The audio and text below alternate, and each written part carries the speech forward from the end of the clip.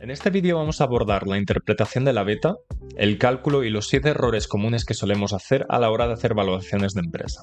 En una primera instancia vamos a introducir el modelo KPM, que es la base del coste del capital propio. ¿Qué es esto del modelo KPM, o también expresado como RE? Básicamente lo que nos dice es el coste del capital, en este caso de los accionistas, cuando solemos intentar abordar o entender el flujo que se vaya a descontar en términos de capital propio. Entonces, la ecuación es RE es igual a RF más la beta multiplicado por RM menos RF. Y lo descomponemos del siguiente modo, donde KE, como hemos visto anteriormente, es el coste del capital propio, retorno mínimo exigido por el accionista, donde RF a su vez es la tasa libre de riesgo. Básicamente en este contexto nos dice propiamente un determinado activo que no tiene riesgo, por ejemplo, un bono alemán. Luego tenemos lo que es la beta, que es básicamente la medida de sensibilidad de un determinado activo frente a su riesgo sistemático, en este caso el mercado. Y luego tenemos el RM menos RF, que es la prima de riesgo del mercado, y en este sentido pues es el retorno adicional por asumir el riesgo del mercado. Entonces, beta como concepto básico a entender. La beta, a la hora de expresarse matemáticamente, no es más que la covarianza de mi RM, en este caso pues las variaciones del mercado, y las variaciones propiamente de mi RI, en este caso lo que viene siendo mi acción. Y lo dividimos por la varianza de mi RM, que son los retornos del mercado. Y lo podemos ver del siguiente modo, ¿no? RI es el retorno de las acciones de la empresa y RM sería el retorno del mercado propiamente. Aquí tenemos que hacer una interpretación bastante importante, y es, si beta es igual a 1, implica que la acción se mueve con el mismo mercado. Es decir, si el mercado se mueve a un determinado ritmo, la acción lo hará de forma equidistante. Si, por ejemplo, la beta es superior a 1, significa que la acción tiene más volatilidad con respecto a su mercado. Mientras que, de lo contrario, la beta es inferior a 1, la acción es menos volátil que el mercado. Luego tenemos un caso un poquito raro y más atípico, y es que básicamente pues tenemos unas betas que son inferiores a 0, por ejemplo, ¿no? Es un comportamiento contracíclico que no suele ocurrirse, pero puede darse en un momento determinado. En ese sentido, vamos a hacer un ejemplo específico para determinar la beta. Imaginemos el supuesto común de aplicar los ejemplos siguientes. RF es igual al 2%, es decir, libre sin riesgo, por ejemplo un bono alemán. ERP, que es básicamente RM menos RF, que es la prima de riesgo, es el 5%. En este caso sería del 7 entonces. El precio actual de una determinada acción es de 100 euros. Y la volatilidad del mercado en este caso son 15 o es el 15%. Por lo tanto, ¿cómo expresamos todo esto en una tabla? Tenemos un escenario A, que es un escenario cíclico, donde si la beta es, por ejemplo, de 1,2 porque ya la hemos calculado, entonces a la hora de calcular nuestro coste de capital o nuestro coste de equity, fijémonos que lo que estamos haciendo es, estamos utilizando el 2%, que corresponde propiamente a RF, es decir, ese activo libre de riesgo, más 1.2, que ya lo hemos visto anteriormente, y lo multiplicamos por 5. Lo multiplicamos por 5 porque básicamente es el RT. Entonces, la volatilidad implícita realmente está fuera del cálculo, pero lo hacemos por entender un poco mejor cómo se produce la volatilidad. La volatilidad implícita muchas veces se da cuando, por ejemplo, tomamos propiamente la beta que hayamos calculado y la multiplicamos por una variable adicional que es propiamente la volatilidad del mercado. En este caso hemos dicho que es del 15%. Por lo tanto, la volatilidad implícita va a ser del 18%. Es decir, será más elevada porque propiamente la beta ya está siendo superior a 1. Por lo tanto, el cambio que se está produciendo es de un 6%, porque estamos multiplicando lo que es la beta multiplicado por la variación del mercado, que hemos dicho que normalmente va a ser de un 5% constante. Por lo tanto, 1.2 de la beta que tenemos multiplicado por 5 nos va a dar la variación del 6%. Por lo tanto, a la acción de los 100 euros lo tengo que multiplicar y capitalizar por el 6%. Por lo tanto, el nuevo precio de la acción, en este caso, me ha incrementado de 100 a 106. Por ejemplo, un ejemplo distinto sería un ciclo C donde tenemos una sociedad apalancada, nos da una beta de 1.10, el coste del equity o del capital es del 10,4. Aquí tenemos propiamente la volatilidad implícita, que es del 18, y entonces el cambio que se está produciendo va a ser del 5.5%. Por lo tanto, el nuevo precio de la acción es de 105,5. Dado que la volatilidad ha sido un poco menor, volatilidad de la beta propiamente multiplicado por el 5%, en este caso pues es un 5,5, por lo tanto de 100 capitalizándolo al 5,5 nos da 105,5. Obviamente, contra mayor sea la beta, pues probablemente mayor impacto tenga en el precio de la acción si en este caso el mercado sube también un 5%.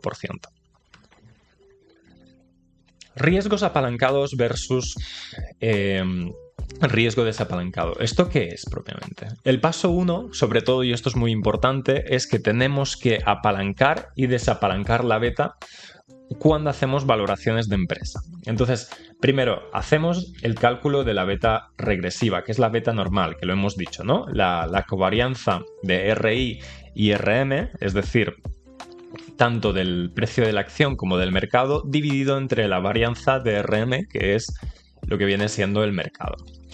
Segundo paso, vamos a tener que desapalancar esa beta. Es decir, para desapalancar esa beta vamos a tomar la beta regresiva que hemos calculado anteriormente y la dividiremos por 1 más D, que básicamente es la deuda, lo dividimos entre E, que es equity, y lo multiplicamos por 1 menos T. ¿Por qué 1 menos T? Porque básicamente T significa la tasa de impuestos. Y 3, vamos a repalancar la beta de nuevo. En este caso lo que vamos a hacer es, vamos a tomar esa beta que hemos desapalancado y la vamos a reapalancar.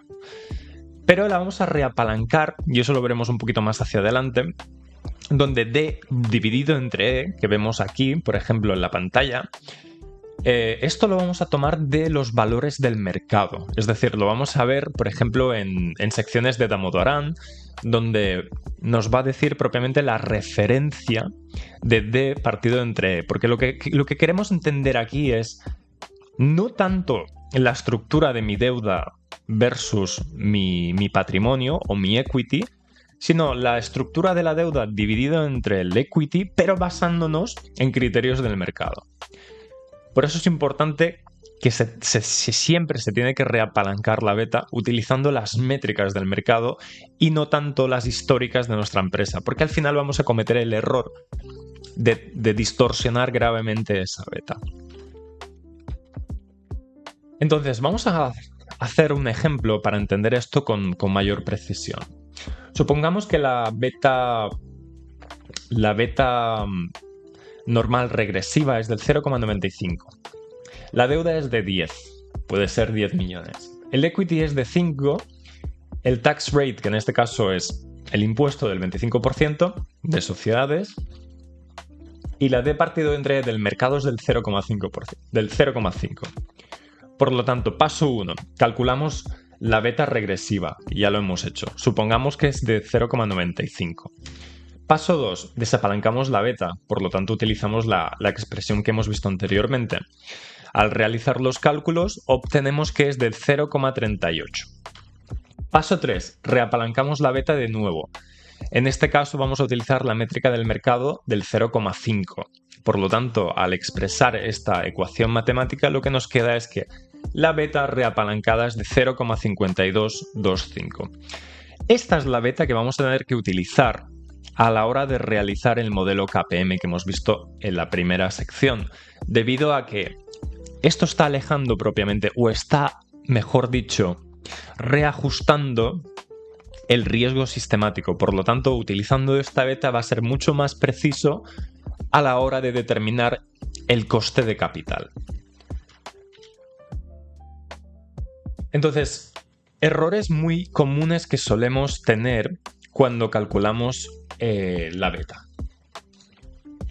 El error número 1 es usar un horizonte temporal inadecuado para estimar la beta. Y eso suele ocurrir cuando, por ejemplo, la beta cambia según el periodo analizado.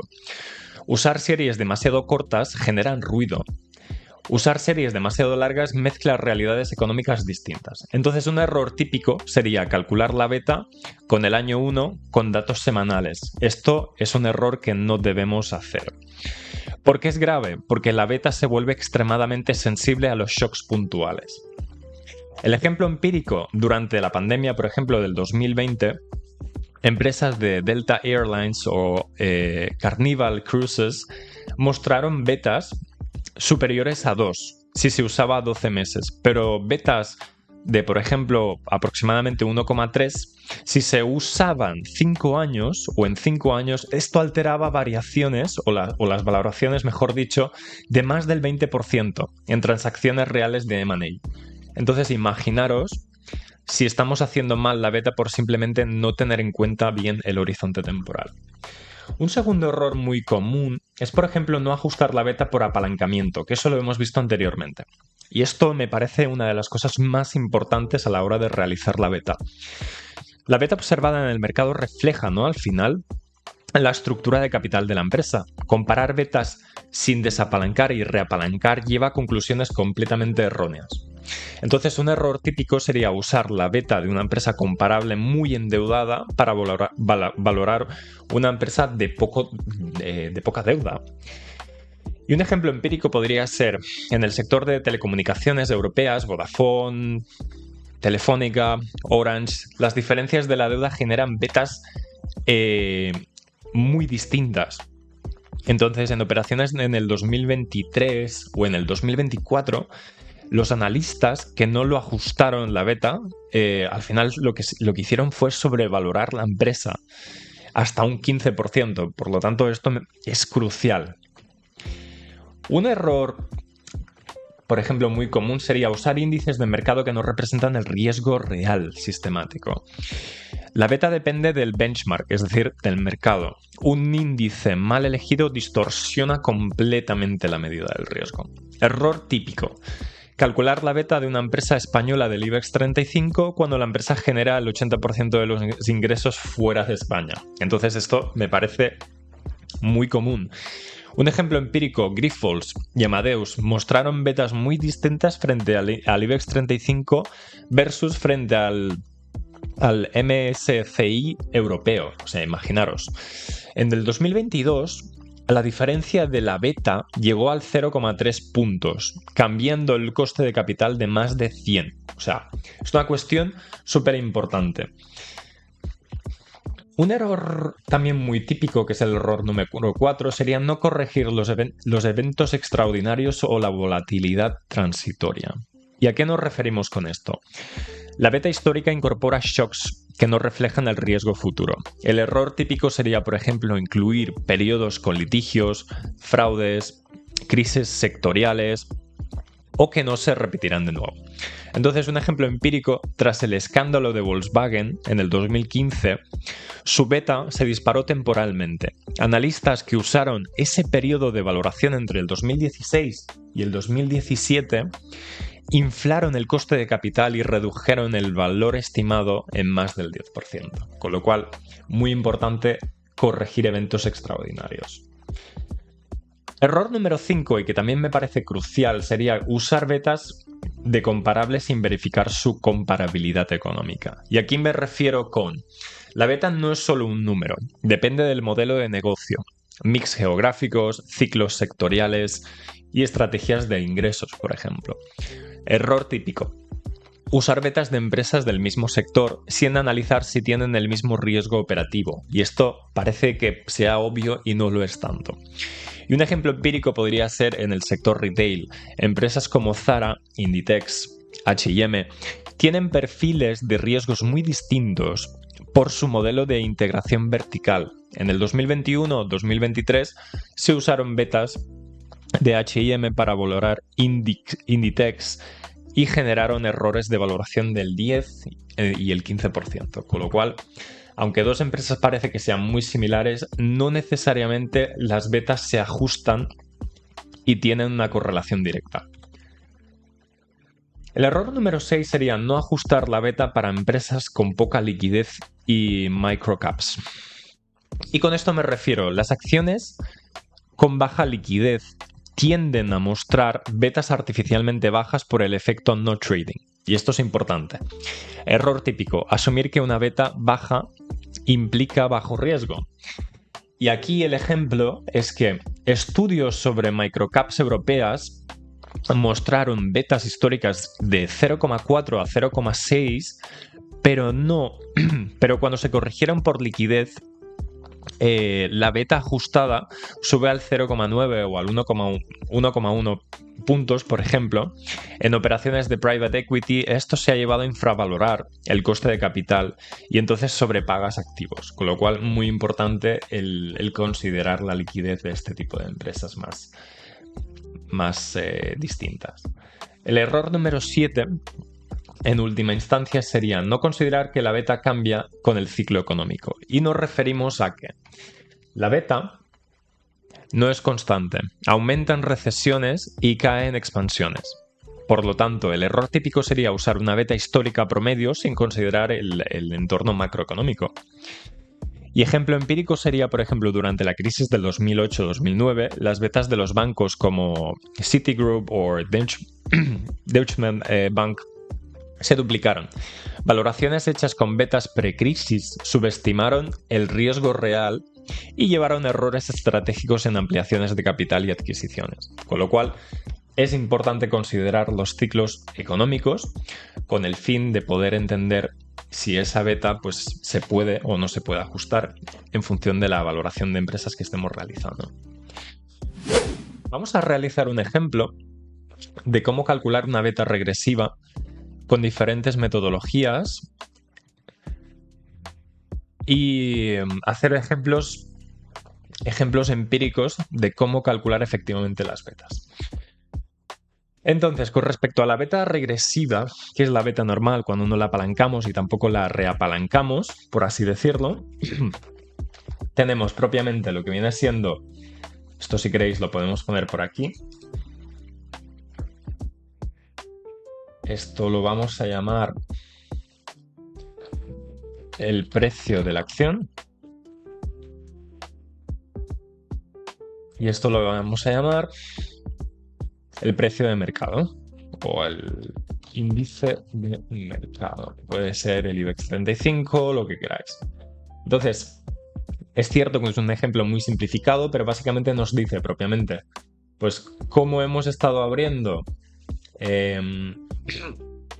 nuestra acción, el precio de la acción, nos dicen máximos, nos dicen mínimos, nos dicen el volumen y nos dice la variación, que es básicamente la variación entre el último con respecto, es decir, un determinado periodo con respecto a su anterior. Entonces, imaginaros que esto es un año dado. Y estas son todas las variaciones que tenemos de cómo ha ido subiendo o bajado el precio de la acción. Entonces, vamos a utilizar un poco de estadística. Vamos a utilizar la función average para calcular las variaciones que se han producido, efectivamente, con el precio de la acción. Vamos a utilizar también la desviación típica.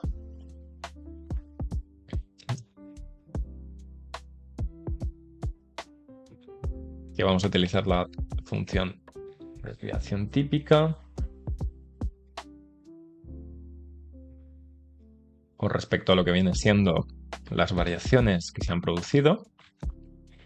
Luego vamos a utilizar la covarianza.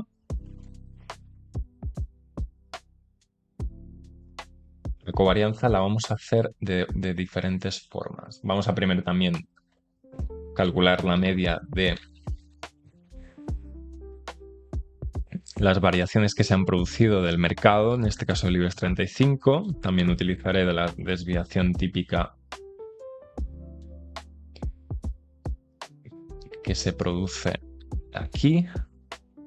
Ahora sí, vamos a utilizar lo que viene siendo la covarianza, porque me parece bastante útil que la calculemos.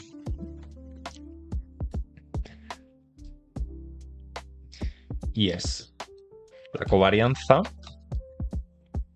covariance S. Vamos a tomar esta matriz, punto y coma, y tomamos la matriz de lo que viene siendo el mercado. Muy bien. Y vamos a tomar también lo que viene siendo la correlación. La correlación entre esta matriz, punto y coma, y la matriz del mercado. Entonces, ¿cómo vamos a calcular, por ejemplo, la beta? ¿Verdad? Porque al final estos son... hay diferentes métodos a la hora de calcular la beta. Vamos a utilizar el primer ejemplo, que es... Vamos a tomar la covarianza que nos da con respecto al precio de la acción que tenemos aquí, y la vamos a dividir con respecto a la varianza de la variación del índice del mercado. Entonces, primero de todo vamos a calcular la varianza, que la varianza, ya sabéis, es simplemente la desviación estándar elevado a 2. Por lo tanto, ya podríamos calcular nuestra beta, que sería lo que hemos dicho anteriormente. Tomo la covarianza y la divido entre la varianza. Fantástico. Nos da 0,91. Método número 2. El método número 2 es un poquito distinto. Aquí vamos a tener que tomar lo que viene siendo G18, es decir, la correlación, y la vamos a multiplicar por las desviaciones estándares de ambas matrices. Entonces, voy a tomar la correlación y lo multiplico por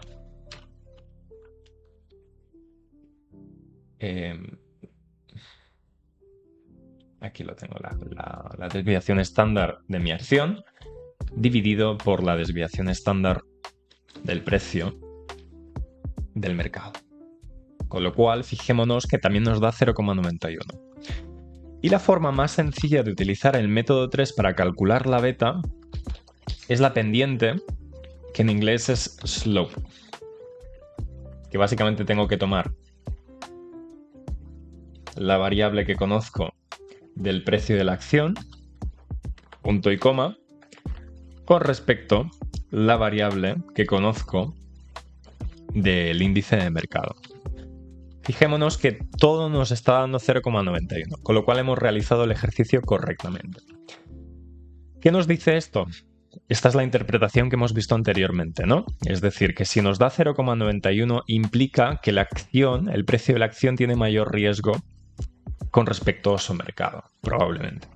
Entonces aquí la interpretación es que si el mercado sube, es muy probable que la acción baje. Entonces, ¿cómo se puede interpretar esto a nuestro modelo KPM? Es decir, el coste de capital. Lo vemos aquí. Vamos a calcularlo. Entonces, tenemos un ejemplo sencillo, ¿no? Tenemos lo que viene siendo el equity, que son de 5 millones, tenemos la deuda, que son de 10, tenemos impuestos del 25% con respecto al impuesto de sociedades, tenemos, recordad, esta famosa métrica del mercado, que es básicamente deuda partido entre equity, pero del mercado propiamente. Si no sabéis dónde buscarlo, podéis ir, en este caso, a Damodaran. Podéis poner WACC.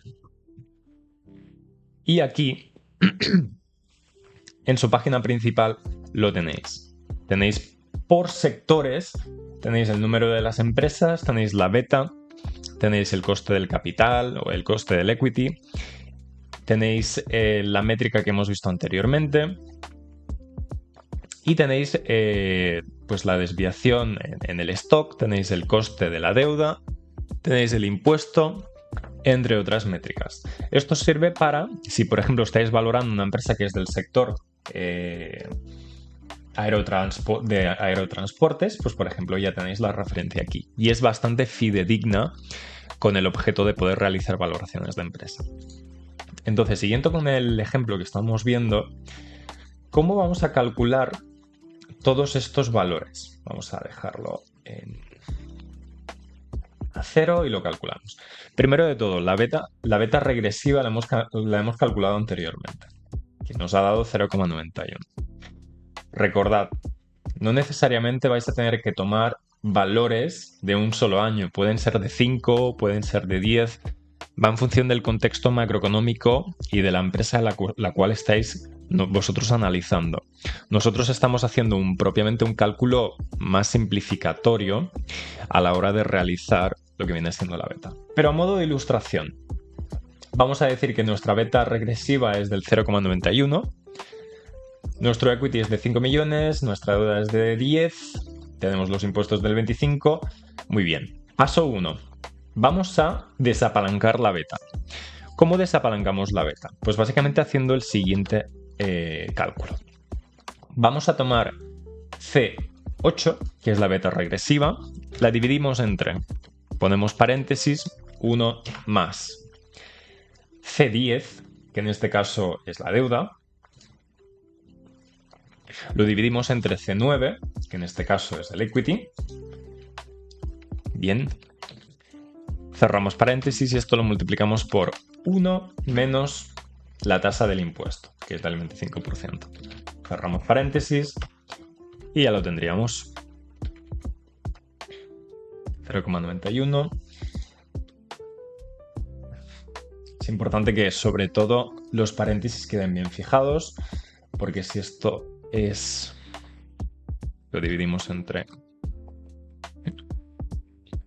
1 más, volvemos a abrir el paréntesis, ahora sí, C10 partido entre el equity multiplicado por 1 menos la tasa del impuesto correspondiente.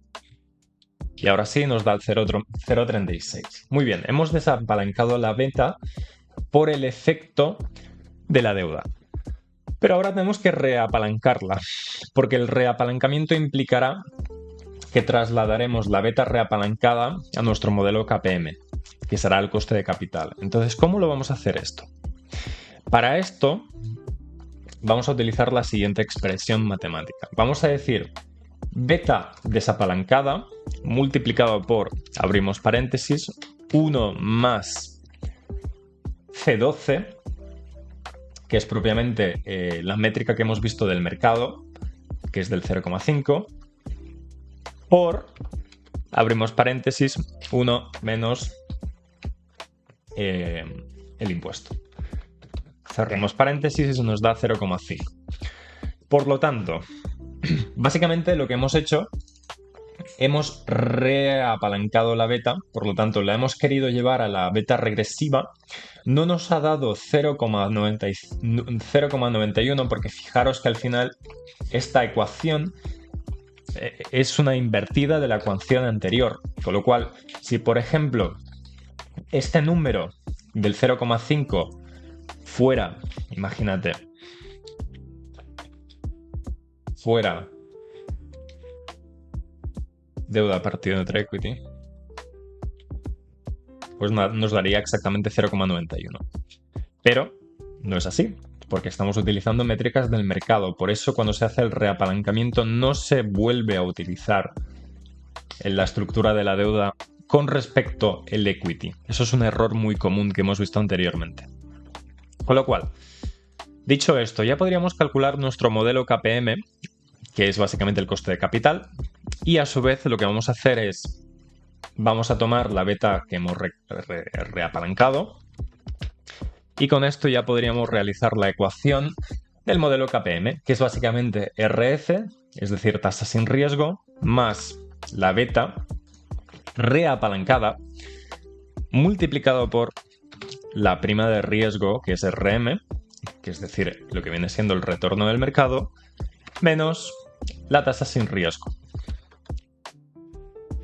con lo cual nos da un 4,5. Este 4,5, y eso lo hemos visto en modelos anteriores que he realizado en YouTube, en este caso valoraciones de empresa, cuando hemos calculado la WACC, que es una expresión muy importante, que es el coste ponderado del capital o el weighted cost of capital, average cost of capital, es la tasa que vamos a utilizar propiamente para hacer el descuento de los flujos de caja. Pero esto es una parte de la WACC o del coste de capital ponderado, porque nos faltaría por aplicar la KD o expresado matemáticamente el coste de la deuda, que eso sería para otro ejemplo. Pero con esto ya hemos terminado lo que viene siendo la beta, así como la explicación empírica de la misma, con lo cual ya hemos resuelto el ejercicio. Si te ha gustado este vídeo, no olvides en suscribirte y nos vemos para la próxima.